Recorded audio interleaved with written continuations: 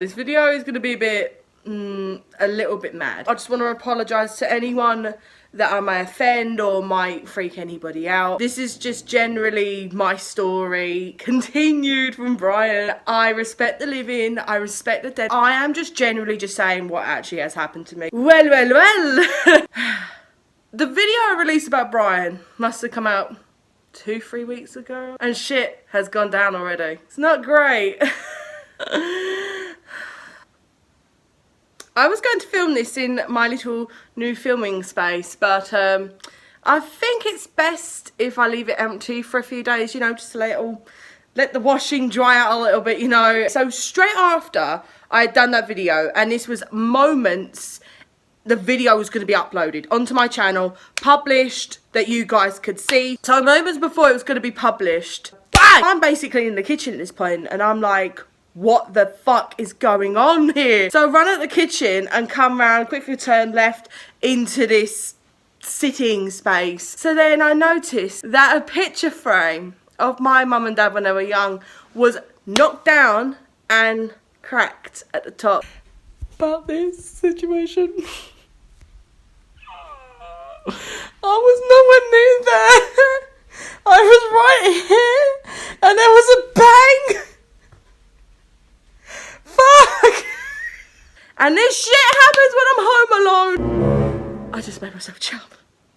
And I'm just like crying at this point. That really scared me because I sort of felt it was very aggressive. Had my Snapchat on at the time, so I used my Snapchat camera really quickly. Ever since the age of 18, I have felt this presence in this house for years. A lot of the time it's quite mischievous, but sometimes it's so horrible that like I am sobbing with fear, running out of the house. A couple of weeks went by. Everybody in the UK watched the Madeleine McCann documentary on Netflix, right? Me and Manny was sitting on the sofa, paused it for a minute so she could speak to a colleague from work, like texting a colleague from work. I was sitting there texting someone back in complete silence. Complete silence. Might not have said it, I might have said it, but Alexa goes off in complete silence a lot of the time in the middle of the night. So this happened twice before I filmed this bit. The first time it done it, it was playing some opera music.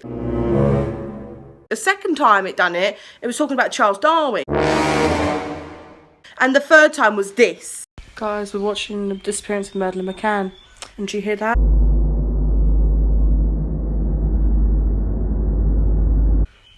Then Alexa turns on this random music.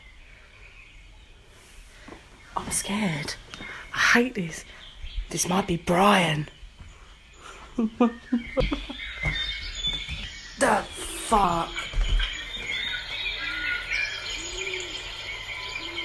Alexa, stop. What the hell? Man! That was about a week ago from now. Literally, there were 7 days of my life in this house. Anxiety, panic attacks. I actually do not want to be in here. Get out, get in the car and drive away. Sleep paralysis non-stop and I can't sleep. I had this horrific dream the night before to the day I'm about to tell you guys. So the night before this situation gets crazier, I had this bizarre dream. I have like a weird balcony. I kept hearing someone climbing up it. I wake up. I don't know whether it's my mind playing games at this point because I've been stressed. Opened my curtain and then, I'm not joking, within at least a second, there was like an older man staring back at me. And I just literally shut the curtain. So I thought, nah, I've probably been dreaming it. So my mum hosted this little get-together thing. We had a clairvoyant come round and it was up in the spare room. All of us were all sitting down having tea and cake quietly in the kitchen, and then we got called for the next one or whatever. She didn't know any of our names. She knew nothing about our ages or anything. But I was probably the second person to go in, but she knew a lot. a lot. I admired her the minute I come in. Spot on about stuff about my past and my family and all sorts that no one else would know about. She brought Adela. I got really upset. I got really sad. The stuff she come up with that my past uncle said and my past grandparents said, like, you would not fit. You couldn't guess the stuff that she was coming out with, what they would. It was like as though they were here and they were like saying, they were just talking to me directly. Because within the last couple of few weeks since that video come out, it's just been getting worse and worse and worse to a point where I'm like, no, it's got to go. She said, yeah, I'll take this person away. She then said, which is absolutely bizarre, she went, don't call it Brian, in a really fucking concerned way. And I was like, fuck. I'm laughing nervously to this point. Okay. Because she then said it was a nasty entity. It was statistic, if I want to say the word correctly, and I panic when it comes near me. He specifically said to her to say to me, I like it when you talk to the camera thing. It probably doesn't come up. I'm gonna get down. Did you just say that? So I thought, fuck, because I hadn't even mentioned this. I did not mention this. I did not mention that I do this. I'm nervously, like, laughing, even though I'm like, so then, right there and there, I was already freaking out. I just said, please get him back. She said, don't call him Brian, no, but his name is Charlie. I looked around and I said, sorry, Charlie. She said he does come up on the camera. He does come up on Snapchat. He likes this. Where, Charlie? Show me, Brownie. Brownie just acted a bit weird all of a sudden. What's the matter?